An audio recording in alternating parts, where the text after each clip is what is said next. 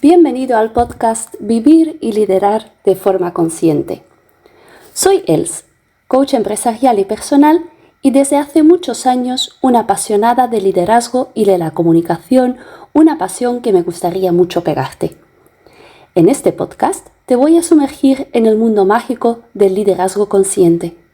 Juntos vamos a descubrir qué hace falta para vivir y liderar desde tus propios valores, quedándote muy conectado contigo mismo, con tu contexto y con los demás. Con mucho gusto comparto contigo qué me ha ayudado a mí en mi búsqueda a la autenticidad y te inspiro con experiencias de mi trabajo como líder de equipo y como coach. Una búsqueda en la que descubro nuevas cosas todos los días y que por suerte no termina nunca. ¿Listo para sumergirte?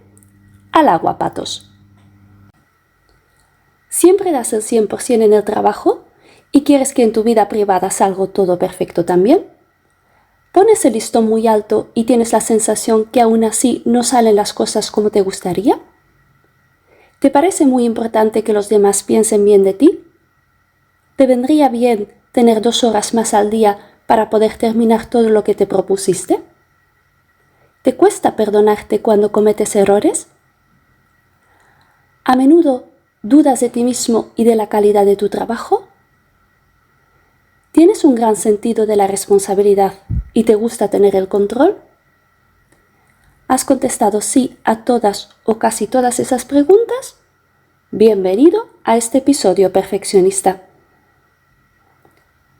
Más de una persona te habrá dicho que tienes una motivación increíble, que no hay quien te pare, que tienes los estándares altísimos, que tu perseverancia es casi sobrehumano y que tu ojo por el detalle le llena de envidia. Cuando tú haces algo, lo haces bien, y eso te convierte en una persona fiable, meticulosa y a menudo muy exitosa. Pero toda esa búsqueda de la perfección tiene un precio elevado. No te permites detenerte. Para ti, bien nunca es suficientemente bien. Y pues sigues perfeccionando detalles incluso cuando ya has superado tu límite de dolor. Tu perfeccionismo a veces te da alas, pero muchas más veces te deja agotado. Porque nunca nada está realmente terminado, ni realmente bien, ni realmente suficiente. Una cosa que probablemente nadie te haya dicho aún es que en realidad el perfeccionismo es miedo al fracaso bien disfrazado. Tu perfeccionismo busca disimular tu mayor temor, no ser lo suficientemente bueno. No solo es la lista de tareas pendientes que a veces te supera, sino también la carga mental que conlleva esa sensación de no llegar a la altura. Tu perfeccionismo te puede pasar una factura emocional muy elevada y puede agotar tu energía. Aquí te está hablando una experta en la materia. Mi perfeccionismo me ha hecho más de una zancada a lo largo de mi vida.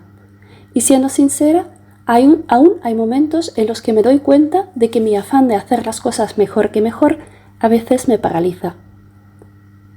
Querer hacer las cosas bien es una cualidad positiva que parte de una intención positiva. Tu compromiso y tu deseo de ofrecer calidad te llevan a lograr grandes resultados. Imponerte un listón alto no es negativo en absoluto. Sin embargo, cuando las altas expectativas adquieren un carácter imperativo, empiezas a plantearte expectativas poco realistas y exigencias tan elevadas que en vez de impulsarte, más bien te limitan. Tú y yo no somos los únicos que tenemos rasgos perfeccionistas. En ciertas ocasiones los tenemos todos, y menos mal. La motivación de hacer las cosas mejor para nosotros mismos y para otros nos ayuda a proteger lo bueno que tenemos y avanzar en la vida. Con un esfuerzo saludable te centras en obtener resultados y crecer de forma saludable. El perfeccionismo se vuelve poco saludable cuando ya no sientes libertad de elección en tu comportamiento, cuando tienes mucho miedo al fracaso, cuando eres muy duro contigo mismo y siempre esperas lo mejor. Tu salud mental se ve afectada por tu miedo y tus pensamientos negativos. Nunca parece lo suficientemente bien, a pesar de todo el esfuerzo que pones. Cometer errores se siente como un fracaso y siempre te exiges mucho. Quien busca la perfección busca un objetivo inalcanzable. Siempre surgen nuevos retos que requieren tu atención y energía. Y si exiges de tú mismo un esfuerzo total en todo, acabarás agotándote. Las consecuencias negativas serán el estrés y tal vez incluso el agotamiento total. Tu esfuerzo ya no tendrá que ver con un rendimiento o un crecimiento saludable. El perfeccionismo se basa en primer lugar en sentirse aprobado y aceptado. Al querer hacer las cosas a la perfección, intentas protegerte de dolorosos sentimientos como el rechazo o la crítica. Buscas confirmación y pones el foco en los demás. Como perfeccionista tienes la creencia limitante de que solo si lo haces todo a la perfección los demás te verán y te apreciarán. Si recibes críticas, estas te animan a esforzarte aún más. Si sientes que es tu caso, que tu perfeccionismo más bien te limita en vez de que te ayude, te propongo los siguientes pasos para quitar la presión. En primer lugar, reconócelo y hazlo concreto. Es muy difícil cambiar tu comportamiento si no reconoces realmente que te supone un problema.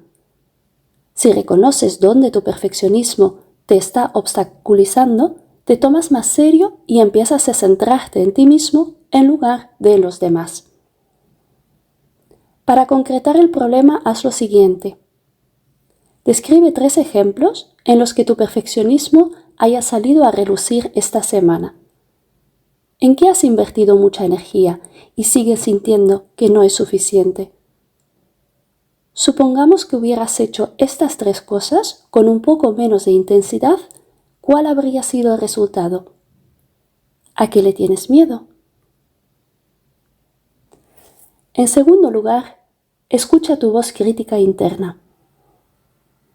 ¿Oyes cómo hay una voz crítica rondando por tu cabeza y hablándote con severidad? ¿Y notas cómo te desmotiva y hace que empiezas a dudar de ti? Cuando vuelvas a pensar en los 3 ejemplos de antes, ¿qué pensamientos críticos te vienen a la mente? ¿Cuál es la palabra o frase que te dices una y otra vez? Cuando tu voz crítica habla, ¿qué sensación te produce? El siguiente paso es tomar distancia de tu crítico interior. Tú no eres tu voz crítica. No te identifiques con ella, distánciate de ella, imaginándote cómo sería si fuera una persona y dale un nombre curioso o gracioso.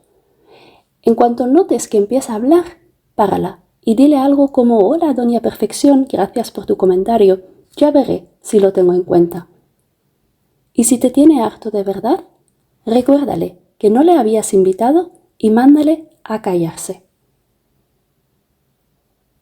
El cuarto paso es aprender a ser más amable contigo mismo y hablarte con cariño. Date tiempo y espacio para crear una imagen positiva de ti mismo. ¿Cómo lo puedes hacer? Coge un folio y apunta en el lado izquierdo todas las críticas que te haces a ti mismo. Después apunta en el lado derecho sus contrapartidas compasivas. A continuación, formula varias afirmaciones positivas empezando las frases con palabras como «me permito», «estoy bien porque», «las cualidades que voy a aprovechar más para mí mismo son», etc. Y como último paso te cuento sobre la regla del 8/10, mi antídoto favorito al perfeccionismo. Mi búsqueda personal como perfeccionista en recuperación no ha sido fácil. Lo que me ha ayudado enormemente es convencerme de que puedo poner el listón bastante alto para mí misma, pero que no debo llegar desde el primer intento. Sigo aspirando a realizar un trabajo de alta calidad, pero me centro en sobresalir a largo plazo. Cuando hago una cosa por primera vez, ya no es necesario que sea perfecto en todos los detalles desde el principio. He aprendido a ir mejorándolo con el feedback que recibo de otras personas. De esa manera voy perfeccionando mi trabajo a medida de las necesidades de mis clientes y sé que el tiempo invertido vale la pena al 100%. En cada nueva fase me pregunto, ¿cómo puedo ayudar a esta persona lo mejor posible hoy?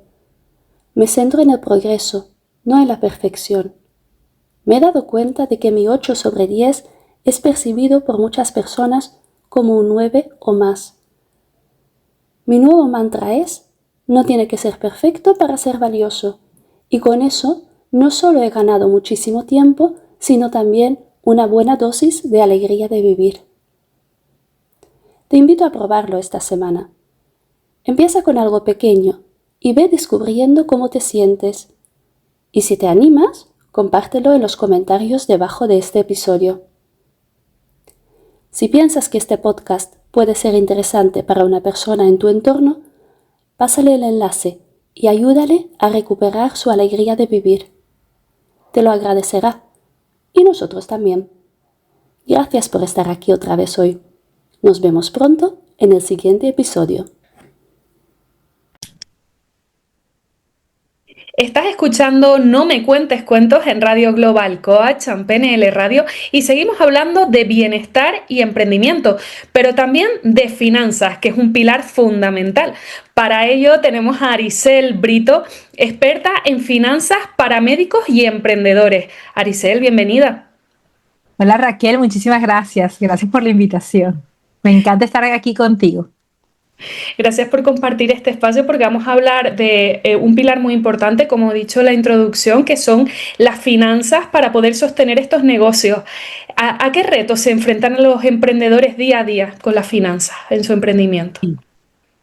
Mira, en mi experiencia durante estos 10, 11 años que tengo apoyando a emprendedores, empresarios y médicos aquí en Alemania, hay algo que me llama muchísimo la atención y hay un reto que, que es casi inimaginable porque muchos tienen miedo a ganar dinero. Le tienen miedo a ganar el dinero, ¿por qué? Porque esto trae como consecuencia pago de impuestos, pago de contribuciones especiales como seguro de salud, renta o pensión pública. Entonces se sienten muchas veces, y sobre todo cuando son mujeres, se limitan, se autolimitan y dicen, no, no voy a poder, no, si me paso de esto voy a tener que pagar mucho. Yo tengo la teoría de que vamos con todo, pueden alcanzar todo lo que tienen en la mente. Esto es un chance para ustedes y sí se puede lograr. Eh, y eso es un reto, por supuesto. El tema de la burocracia es un reto grande, ¿ok? Otro punto importante para mí, o como yo lo veo, es el tema de cómo me estructuro. Muchos piensan como, bueno, si me va bien el emprendimiento, si me va bien con esta idea que estoy haciendo. Entonces, para mí el tema es, sí, te va a ir bien, porque no lo vas a dejar al destino, no es algo que vas a tirar al aire, sino que tú con una estructura, con actividades y con seguimiento de esas actividades, tú vas a hacer que te vaya bien. No como que, ajá, de pronto me va bien. No, no. Vamos a saber cuánto quieres ganar, cuánto necesitas ganar, cuánto quieres para todo lo que quieres lograr. Y en base a eso vamos a armar un plan para que tú con tus actividades puedas alcanzar lo que tú quieres. Esa es la forma como yo lo voy viendo. Claro, porque muchas veces pensamos que no tenemos el control del dinero, sino que va y viene y, ay, no sé en qué me he gastado esto, no sé dónde se me ha ido lo otro, ¿no? Estos pequeños gastos hormigas que llamamos. Sí, sí. Y muchos emprendedores tienen, o muchos de los que quieren emprender, tienen miedo a dejar un trabajo fijo, de un ingreso mensual fijo, por irse al emprendimiento, porque el emprendimiento para muchos es una incertidumbre. Claro, porque lo ven así como que, ¿y qué tal si me va bien? ¿No? Entonces, lo primero que tenemos que saber es qué es lo que yo quiero lograr, cuáles son las actividades que van a hacer que yo logre esto financieramente hablando y cómo voy a distribuir yo estos ingresos para alcanzar todas las metas que tengo, incluyendo los gastos hormigas. ¿Ok? Después, por supuesto, tenemos que ver, estos gastos hormigas que estoy teniendo son gastos hormigas de forma privada o son gastos hormigas que pueden tener algo que ver con mi emprendimiento. Porque si tiene algo que ver con mi emprendimiento, entonces lo puedo disminuir de las ganancias, de modo que puedo pagar menos impuestos y de modo que me quede más plata al final. Igual tengo los gastos hormigas, ¿no? Pero no así como dispersos, sino que sé exactamente dónde los voy a ubicar en este cash flow. Claro, porque también hay que tener en cuenta el abrir una cuenta tanto para la empresa como tener una personal, no ir cogiendo de una y de otra sin diferenciar. Sí, es mi recomendación. Además que así tienes un orden después para el tema de los impuestos. Para las personas que ya tienen una deuda, ¿cómo pueden salir de ella y no volver a caer más? Ujú. Mira, muchas veces la deuda es algo mental, ¿ok? Lamentablemente el sistema está hecho para hacer que las personas vayan en esta rueda de hámster. Y no solamente se ve en España, en Latinoamérica, se ve aquí en Alemania, ¿no? Y llama muchísimo la atención cómo el sistema lleva a las personas a caer en esta rueda de hámster, en esta rueda, en estas deudas. Eh, Primero que nada tenemos que colocarlas en la planificación financiera. O sea, ese quiero salir de esta deuda forma parte de la planificación financiera tal cual como yo dijera, quiero comprarme una casa, quiero irme de vacaciones. Entonces tenemos que saber cuánto es el monto de la deuda y tenemos que tener claro por qué queremos salir de esta deuda, cuál es ese motivo que me lleva a mí a salir de esta deuda, porque eso es lo que te va a impulsar. Y tenemos que saber también cuándo quiero yo salir de esta deuda y colocarlo en el plan financiero y juiciosamente, con disciplina, decir, bueno, si tengo una deuda de, voy a inventar 1.200 euros y quiero terminar con ella el año que viene, sé que mensualmente voy a colocar 100 euros acá. Salir de la deuda es un tema mental, hay que hacer un clic, hay que hacer un clic mentalmente, mi forma de pensar, mi forma de actuar, para poder salir y no caer otra vez en la deuda. Porque el tema es que el sistema te ha llevado a esa rueda de hámster, sales pero vuelves a entrar. Porque el sistema quiere que entres, sobre todo los bancos. Los bancos quieren que tú estés en deuda. ¿Por qué? Porque las deudas hacen que los bancos ganen dinero. A ti te cobran intereses cuando te dan un crédito. Entonces los bancos quieren que tú estés en esa deuda. Pero yo tengo que ser más fuerte que el banco, mentalmente. Sí, y estar enfocada, ¿no? Como es el título de tu libro, Focus, Focus, Focus, que 3 veces, ¿no? Cuéntanos un poquito sobre tu libro. Sí, mira, mi libro es un libro que está saliendo ahorita, está en pre-lanzamiento. Gracias por preguntarme. Es mi primer libro, es mi niño pequeño y para mí escribir el libro fue sentir que yo podía ayudar, que yo podía dejar un granito de arena extra, no solamente a aquellas personas que trabajan conmigo directamente, sino a todos los que lo puedan leer. ¿Por qué? Porque hay algo que para mí es como muy natural, muy obvio, de que claro, tengo una meta, tengo una estructura, le doy seguimiento y lo logro. Sencillo.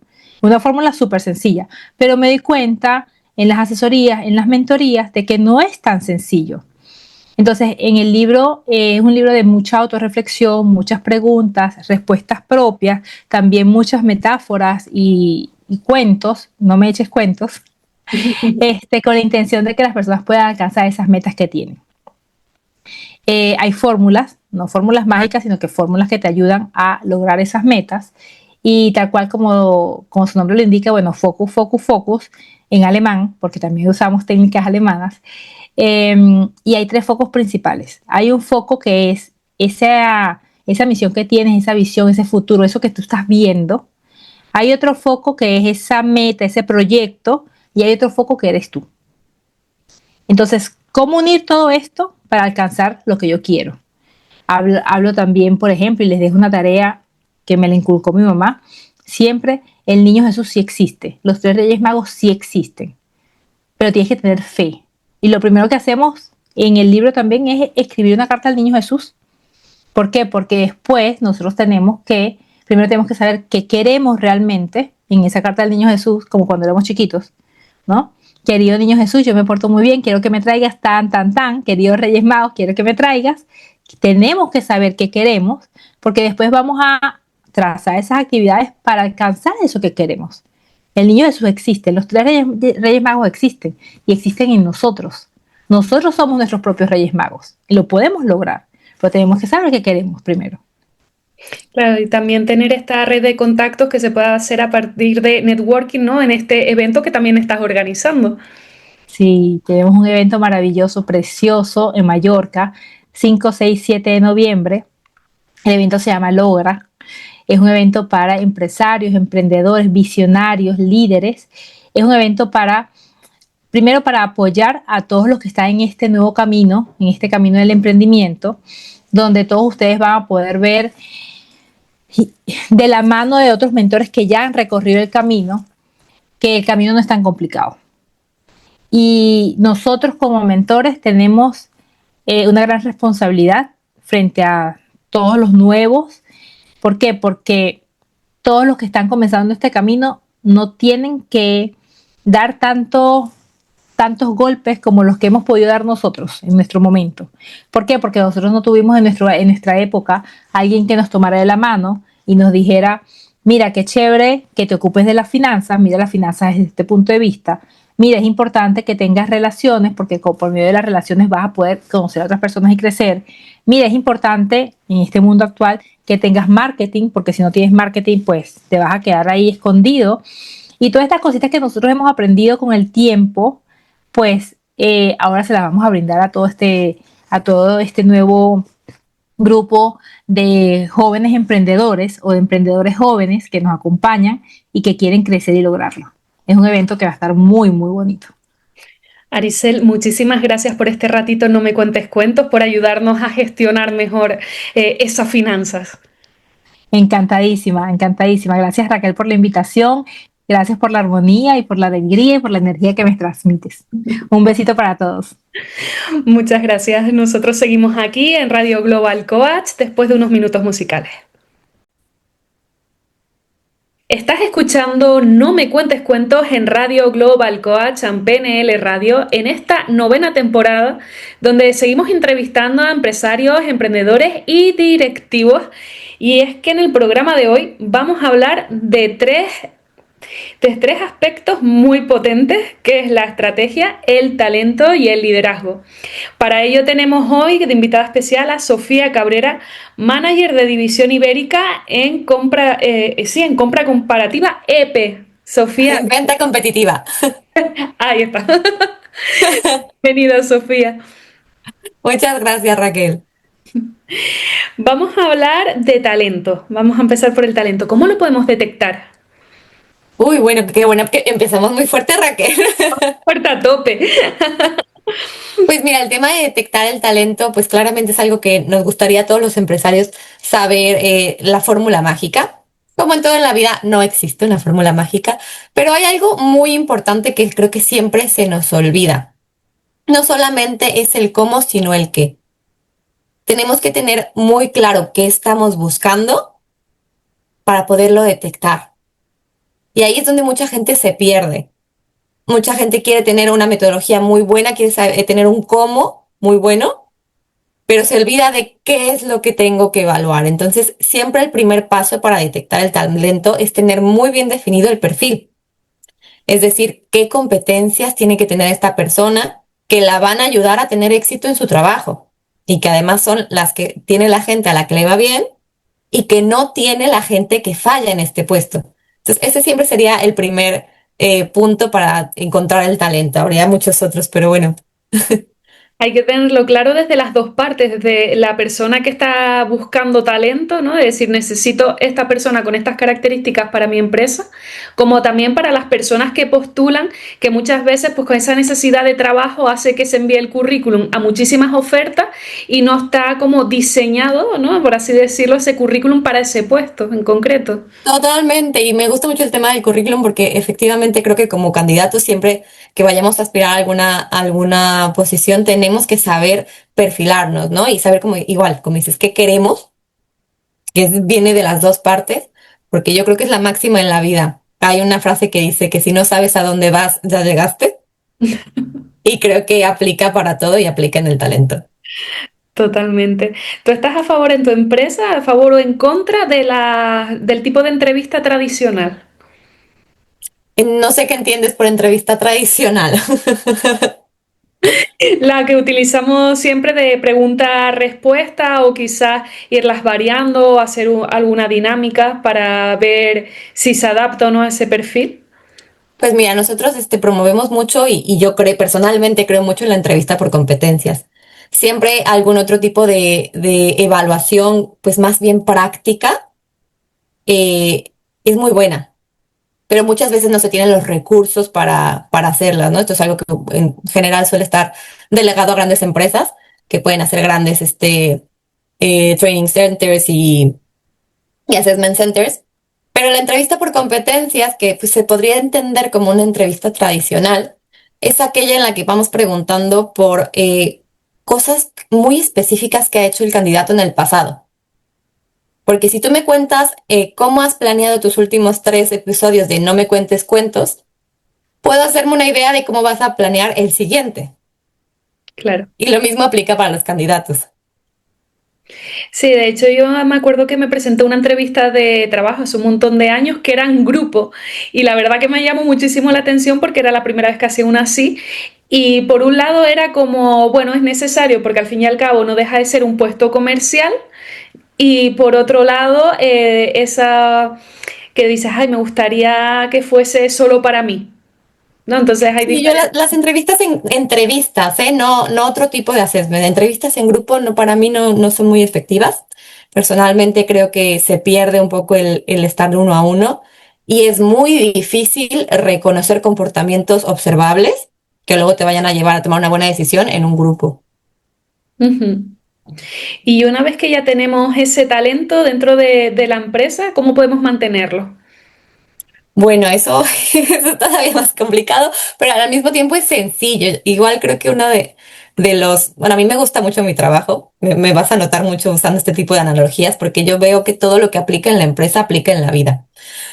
Entonces, creo que cuando uno es congruente, cuando todos nuestros procesos están alineados, pues todo fluye mejor, ¿no? Entonces, en una empresa, cuando somos congruentes con lo que decimos que vamos a hacer, con lo que estamos ofreciéndole a nuestros clientes, con nuestros valores, y esto se ve en el día a día, se ve en el liderazgo, se ve en la forma en la que evaluamos, en la forma en que desarrollamos al talento, pues el talento se queda, porque saben que está en un lugar seguro, porque hacen lo que dicen, sabe que puede pertenecer y ser ahí, se puede equivocar, y creo que eso es muy importante.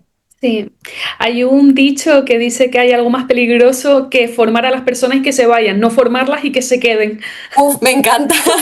Sí, es que es peor porque se quedan contigo y ahora ¿qué haces?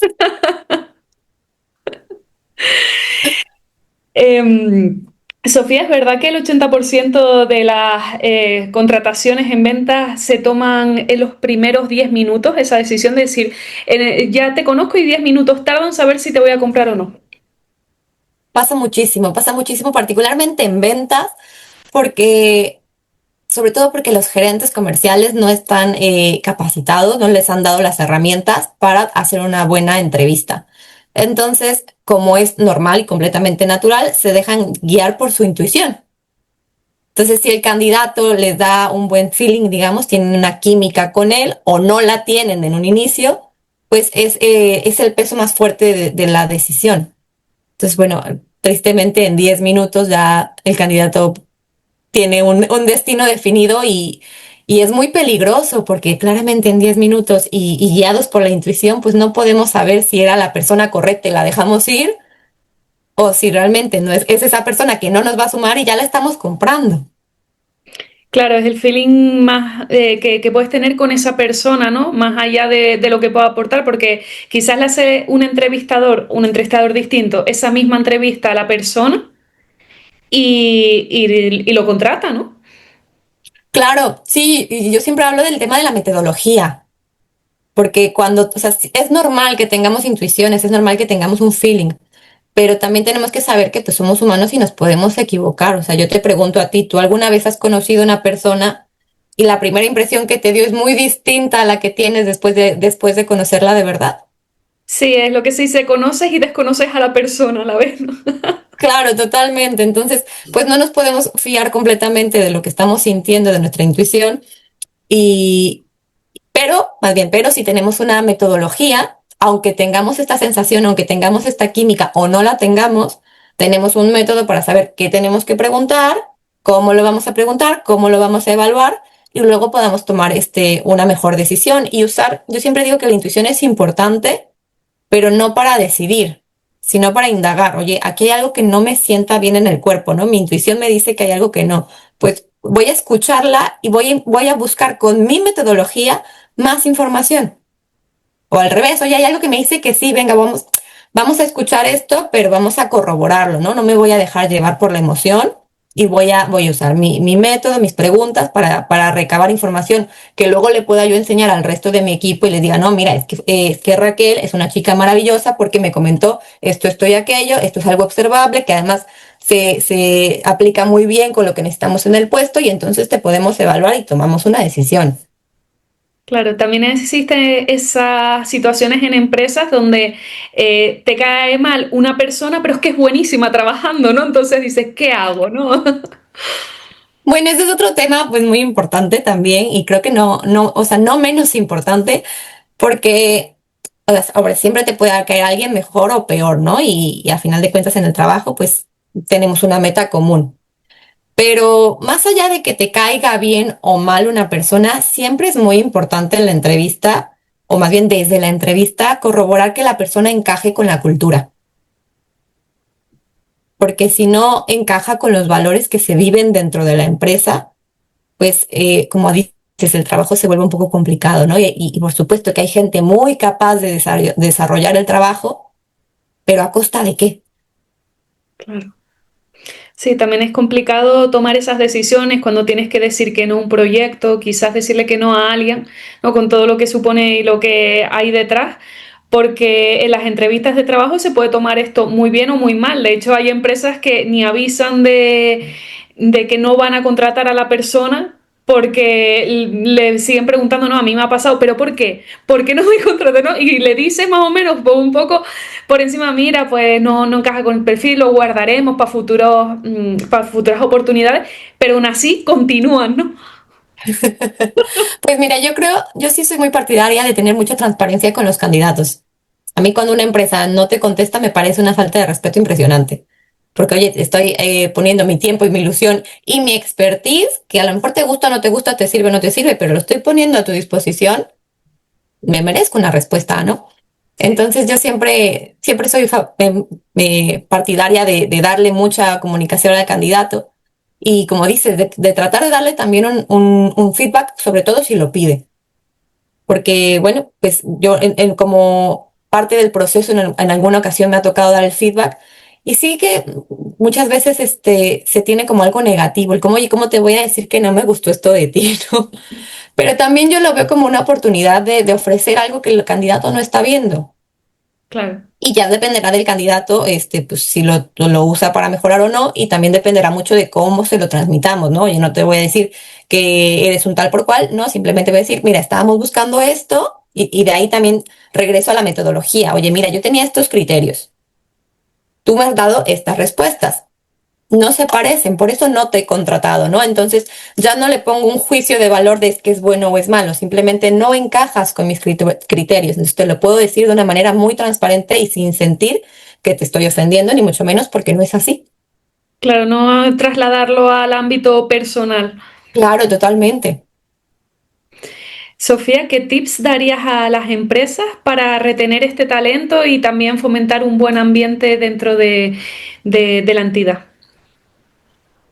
Pues mira, los dos que más llevo yo por bandera es la congruencia, como te he dicho antes, la alineación entre las cosas que hacemos, que desde la estrategia de la empresa, la estrategia comercial, la estrategia de retención, la forma, o sea, la burocracia que tenemos o no tenemos, los protocolos, que todo tenga sentido, que todo esté alineado, que hagamos este trabajo constante, porque es un trabajo constante de ver que realmente estamos siendo quienes decimos que somos, ¿no?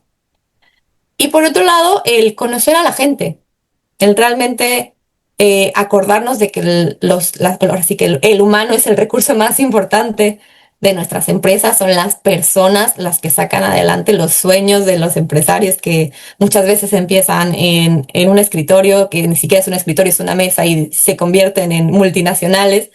Y es gracias a la suma del esfuerzo y de la pasión de toda esta gente, ¿no? Entonces, el conocer a la gente, el estar cercanos, el buscar cómo, pues, por supuesto, hacemos crecer a la empresa, pero a través de hacer crecer a las personas, creo que es una muy buena práctica.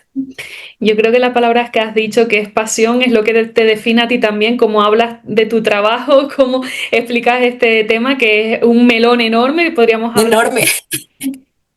Y Sofía, agradecerte este ratito, no me cuentes cuentos. Ay, pues muchísimas gracias, Raquel, súper a gusto, la verdad. Gracias por este espacio. Y nosotros nos vamos a unos momentos musicales y volvemos con la programación de No me cuentes cuentos. Continuamos en No me cuentes cuentos desde las terrazas del Sausal promocionando lo nuestro con esta joyería que llevamos tanto Susana Espósito, colaboradora del programa como yo, de Arena y Plata Joyería. Susana, bienvenida a una nueva temporada. Muchas gracias, Raquel. A mí me ha encantado hacer contigo esta sesión porque al fin y al cabo vamos a hablar como si nadie escuchara este café entre amigas con la temática de la presión social. Sí. ¿Cómo has vivido tú desde tu experiencia los objetivos que tú misma te has marcado, ¿no? Cuando llegas, por ejemplo, a la universidad y dices, bueno, pues yo quiero hacer, pues lo típico, nosotras que estudiamos turismo, directora de hotel, Sí. ¿no? Que es lo típico. Y van pasando los años y dices, contra, no llego. ¿Tú cómo viviste eso? Para mí fue como un cachetón en toda la cara. ¿Por qué?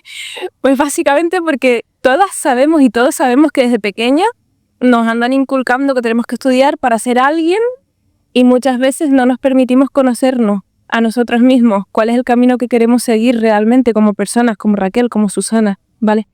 Entonces esto nos lleva a que nos equivoquemos creyendo por moda muchas veces, sobre todo por aquellas amistades que te rodean, que hagas una carrera un poco porque a no sé quién le gusta, un poco porque te haces una idea de lo que significa trabajar de cara al público, con el turismo, pero la realidad no la sabes, ni la sabemos hasta que nos vemos, como me dijo una jefa mía, pues enfrente de los tigres. ¿Y qué pasa? Que al final cuando terminé la carrera, en mi caso, por ejemplo, trabajando me di cuenta de que no era lo mío. Y si es verdad que siempre en la carrera te animan a que llegues a un puesto más alto, de que seas directora de hotel, que dirijas. Y por esa razón, tú pues has estudiado turismo y no quieres tirar una carrera, en este caso, por la borda, porque te crees que ya eres muy mayor con 23, 24, 25 años y que tienes la necesidad de, pues, lo que nos dicen toda la familia, ¿cuándo vas a tener hijos? ¿Cuándo te vas a casar? ¿Cuándo no sé qué? Todo lo que nos inculcan, sin tener la libertad de poder elegir cuál va a ser nuestro camino, lo que queremos hacer que nos haga feliz. ¿Qué pasa? Que acabas haciendo un máster en dirección de hotelera, ¿vale? Yo en mi caso no lo terminé, me fui y dije, no es lo que yo quiero. Entonces, por esa razón fue como un cachetón en toda la cara, porque fue como, joder, me he dejado 5 años estudiando para luego decidir que esto no es lo que quiero hacer. Sí, es que es como un matrimonio, ¿no? Porque al final tú dices, bueno, no nos va bien, pero como ya llevamos 5 años y el próximo serán 6 y 7, ¿no? Y a mí me pasó lo mismo que a ti, pero en tercero de carrera yo no lo dejé porque cuando empecé a ver esas asignaturas de derecho, digo, contra mí me gusta más esto, ¿no? Pero ya llevas 3 años, entonces, ¿con qué valor, ¿no? Por llamarlo así, vas tú delante de tu madre y le dices, mira, que es que ya no quiero seguir estudiando turismo, es que quiero hacer otra cosa, ¿no? Con todos esos años ya invertidos. Y venga otra vez a empezar de nuevo, ¿no? Sí, exacto.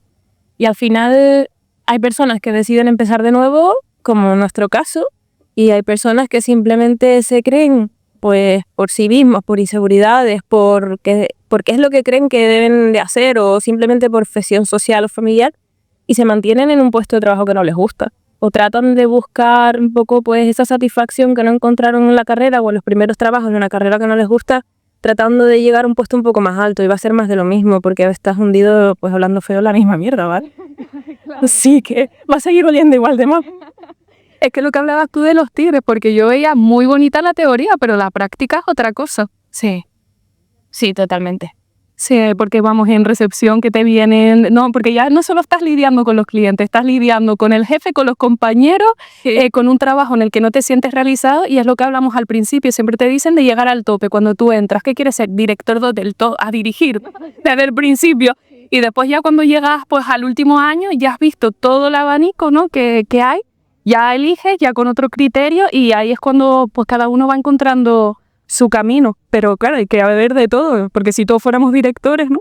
Claro, imagínate, yo por ejemplo, creyendo que el problema eran los clientes, luego sí que lo terminé, sí que me hice el máster en dirección de recursos humanos, porque yo quería dirigir. Y yo decía que me gustaba la gente. Y es verdad que en recursos humanos estuve trabajando y me gustó mucho ayudar a la gente a lo que viene siendo pues la plantilla interna, ¿no? Pero lo que no me gustaba era que, bueno, no sé si lo puedo decir, pero bueno, ya que estamos aquí lo digo, cada empresa pues un poco se maneja como quiere, según su conveniencia. Entonces, digamos que la teoría no es exacta en todas las empresas, y cuando tú aprendes una teoría exacta y luego la vas a llevar a la práctica, te ves que nada es real, nada tiene que ver con lo que tú estudias, y es un poco decepcionante, la verdad. Claro, que por ejemplo, gestión hotelera nos enseñaron que era una gestión de un hotel pequeño, un hotel familiar, por lo menos en mi caso. Y luego te vas a un H10 que con 375 habitaciones no es lo mismo que con 50, no las puedes gestionar igual. Es que va, una presión, una responsabilidad sobre tu espalda, una locura que yo cuando veía a los directores de, por ejemplo, yo trabajé en H10 también, dije, no.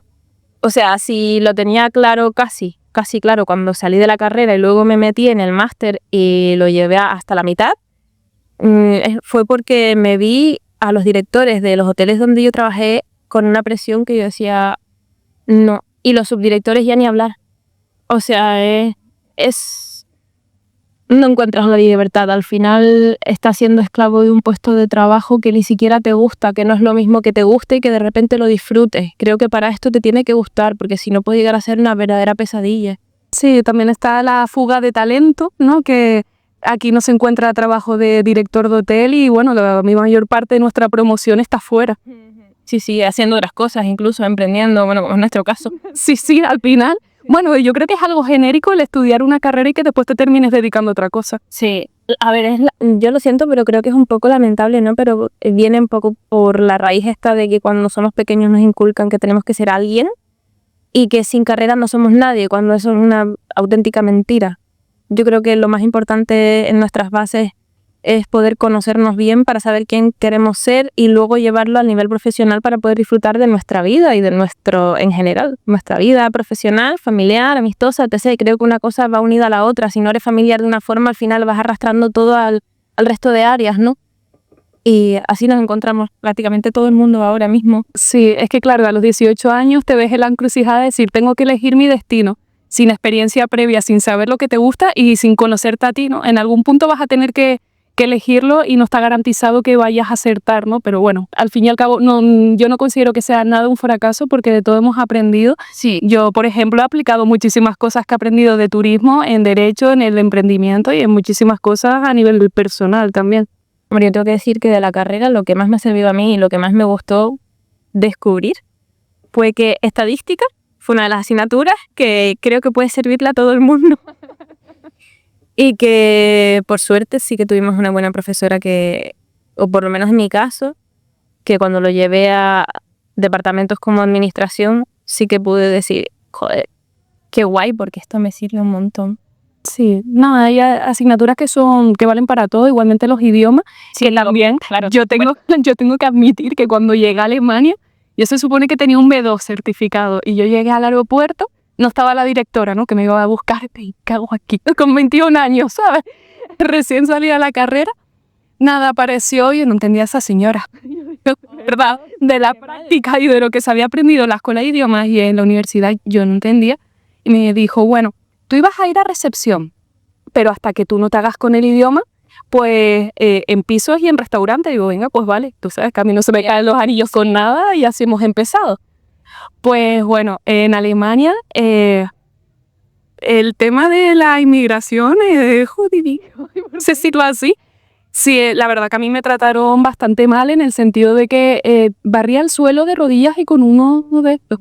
sí, no me prestaban la aspiradora. Y dice, no, lo tienes que barrer así. Y yo me veía en Alemania sola, ¿no? Con 21 años, barriendo el piso de rodillas y preguntándome qué estaba haciendo con mi vida, la verdad. Claro, normal. Con Cenicienta hostia, qué mal. Sí, como Cenicienta con el Dindel, porque era el traje típico alemán y era el uniforme del hotel y lo tenía que llevar a Bueno, aquello fue que yo digo, yo no quiero estar aquí, pero no me iba a ir para mi casa porque yo tenía que venirme para acá con un C1 para que me contrataran en un hotel en el puerto, porque tú sabes que aquí el norte es alemán, el sur es inglés y yo en el sur no trabajo. Porque tú ya sabes cómo es la clientela. Y sí, Magaluf se queda corto. Y va. Pues nada, empecé a ver la televisión, a hablar con la gente, a leer, todo para acelerar el proceso y ya en 2 semanas estaba en recepción atendiendo. Y digo, bien, ya estamos en el sitio donde tenemos que estar y a raíz de esto pues ir implementando el alemán, ¿no? Pero vamos, fue duro, igual que cuando me fui a Oxford, el salir fuera, ¿no? También te enseña y son experiencias de verte allí joven, Sí, buscándote la vida. sí. Bueno, yo creo que de esas experiencias aprendes más de ti mismo que de lo externo, ¿no? Porque te ves en situaciones donde tú dices, guau, pues no puedo tirar de nadie, porque estás completamente sola enfrentándote a un mundo donde no sabes qué tienes que hacer exactamente y al final te toca tirar de ti misma. Y en esos momentos es cuando empiezas a conocerte. A veces es duro, a veces pues lloras muchísimo, pero yo creo que de esos llantos se aprende un montón también. Sí, claro, yo ya cuando volví de Alemania y ya tenías todo lo que se espera, ¿no? De, bueno, pues ya me casé, ya tengo mi casa, tengo mi trabajo fijo. Yo esto lo conté el otro día, digo, mira, puede sonar bastante raro, ¿vale? Que no se entiende.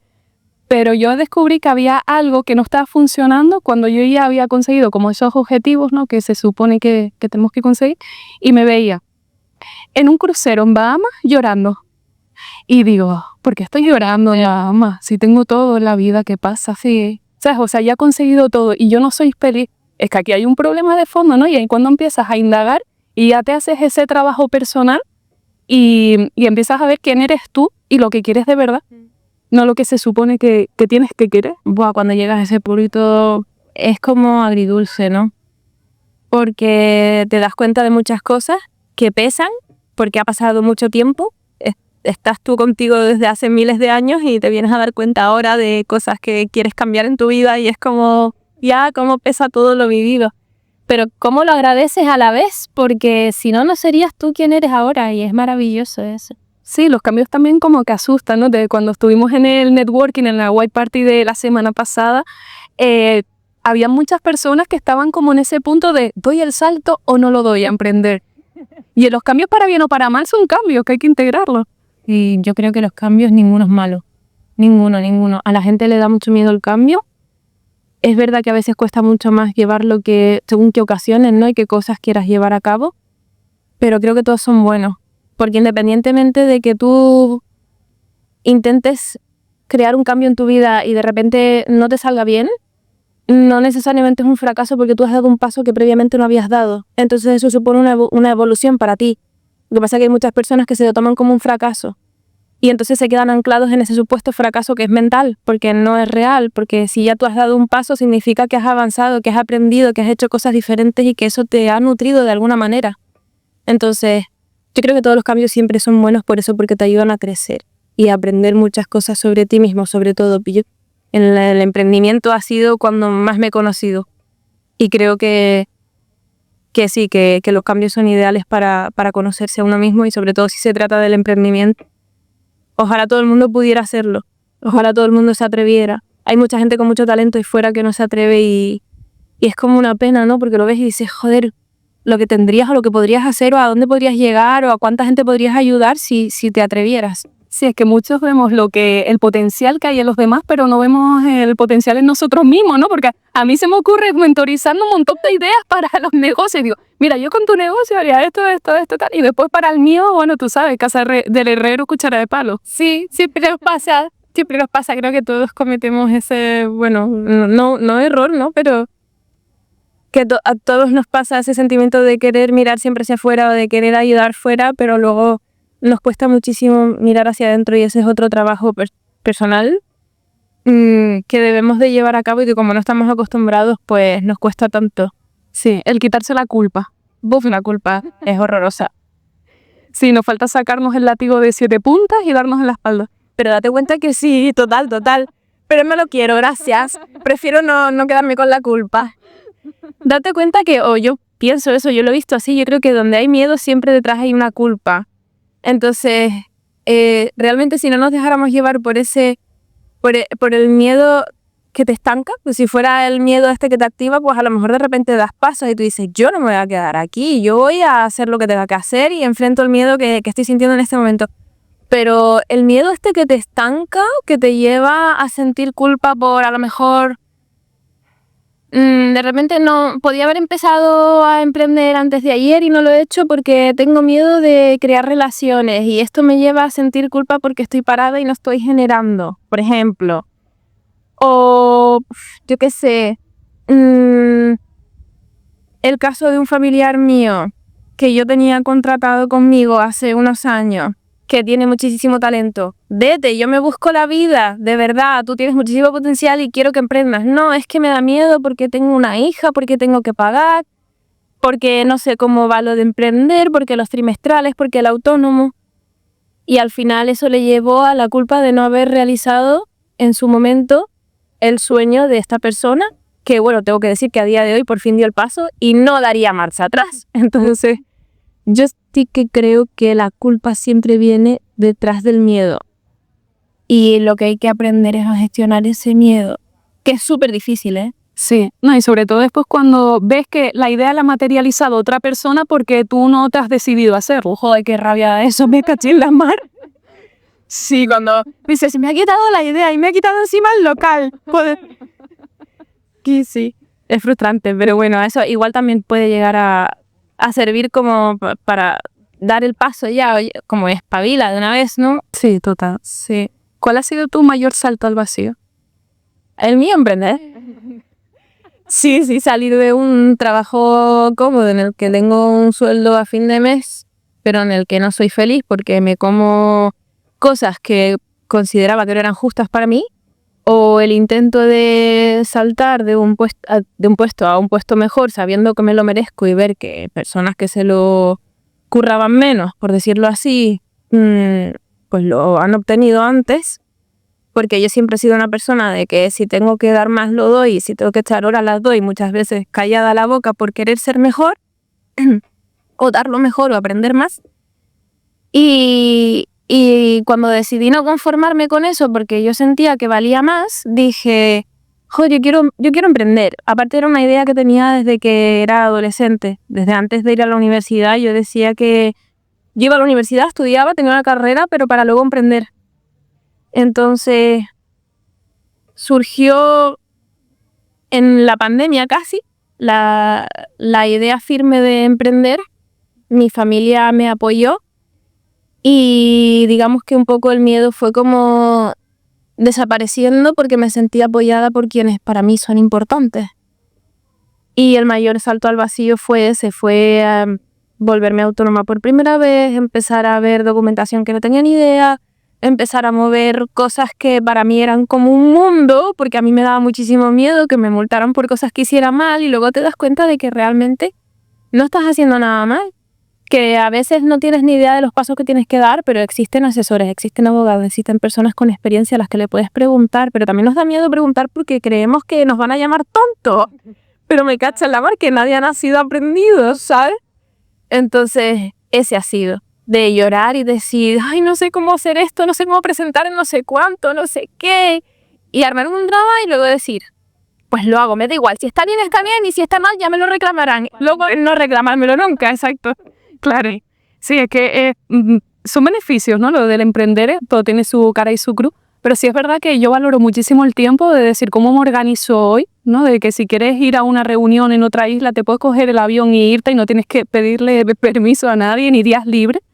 Y también por otro lado el tema de las ideas, ¿no? Que te surgen, las propones, no, eso no vale. Y tú, contra. Y después las implantan ellos y se las apropian y tú, ¿en serio? ¿Qué está pasando? No me ha pasado a mí que yo recuerde, pero sí lo he visto y me parece súper injusto, la verdad. Pero bueno, la libertad que tú dices que se tiene siendo pues tu propio jefe, la verdad que no hay quien lo pague, aunque a veces tengas que vivir, sobre todo los primeros años, como un poco más limitado a nivel libertad financiera, ¿no? Porque al final todo va para el negocio, la mayor parte. Ya luego la libertad que puedes llegar a encontrar cuando todo es más estable, o bueno, sí, digamos que tu negocio ya pesa, tiene más nombre, es más conocido y tienes más clientes y demás, pues realmente no te puedo explicar el hecho de tener esa libertad. Sobre todo, si yo siento eso, que no soy madre, imagínate una persona que quiere tener una familia o que la tiene. Sí, no, sobre todo para organizarte con los días. Yo lo pasaba muy mal en el sentido de fin de año, Navidad, los días que te tocaba currar y toda tu familia allí. Yo que soy una persona súper familiar, yo digo, ¿qué hago aquí comiéndome los langostinos sola en una recepción, ¿sabes? Dice, yo he estudiado 4 años o máster para esto. Sí, es verdad. No me acordaba de esa parte. Yo creo que el cerebro Yo creo que sí, que selecciona, es como, ¿cómo se dice? Sí, no me sale la palabra, pero sí, como que selecciona con qué cosas se quiere quedar. Sí, yo porque no tengo hijos, pero veía a mis compañeras que para organizarse con los turnos de recepción era todo un mundo, ¿eh? Sí, exacto. Y las que eran madres, pues siempre peleándose por una mejora de horario y resulta que luego de 5 recepcionistas, 4 son madres y la que no es recepcionista, madre, la que no es madre tiene que comerse ahí los horarios más chungos. Ya, y también un poco como por empatía, ¿no? En el sentido de que te decían, mira, ¿te importa y me cambias el Día de Reyes? También. Porque es que yo me ponía en el lugar y digo, qué duro tiene que ser, porque bueno, tú ya tienes una edad y dices, bueno, con 20 años si no abro los regalos por la mañana, los abro por la tarde. Pero pasar ese día sin tu hijo también era como, Dios. Sí. O que ese niño estuviera sin sus padres el Día de Reyes, bueno, o sin su madre o sin su padre, ¿no? Dependiendo de sus turnos. Sí, son días demasiado claves, sobre todo para las personas que tienen hijos, más que nada por la ilusión de ver a su hijo habiendo un regalo o compartiendo un roscón de Reyes con el resto de la familia. Entonces sí, se tiende a ser empático en este caso. Sí, lo que pasa que cuando tienes una plantilla que lamentablemente en recepción, pues la mayoría son padres o madres y luego te ves en esta situación, te toca echar un hombro. Toca. Por eso, bueno, llevamos mejor los trimestrales porque entre unas cosas y otras al final te termina pues saliendo más a cuenta el ser emprendedor y ser dueño de tu tiempo. Sí, no, y aparte de que yo creo también que las experiencias que hemos vivido antes, si las reúnes todas, si te das cuenta, pues imagínate, agarra toda la experiencia que tienes del primer momento que empezaste a trabajar hasta ahora y hemos pasado como la mili de 1000 cosas que hemos hecho. Yo no sé si tú llegaste a hacer noches, pero bueno, sí, también. Sí, no, yo llegué a hacer 11 noches seguidas. Wow. Y ahí fue cuando se me trastocó el cuerpo y me dio anorexia. Dios, sí. Imagínate, ¿ves? Sí, 20 kilos fuera. Madre mía. Madre mía. Ahí yo digo, ¿mi salud o seguir con esto que ni siquiera me hacía feliz? Claro, exacto.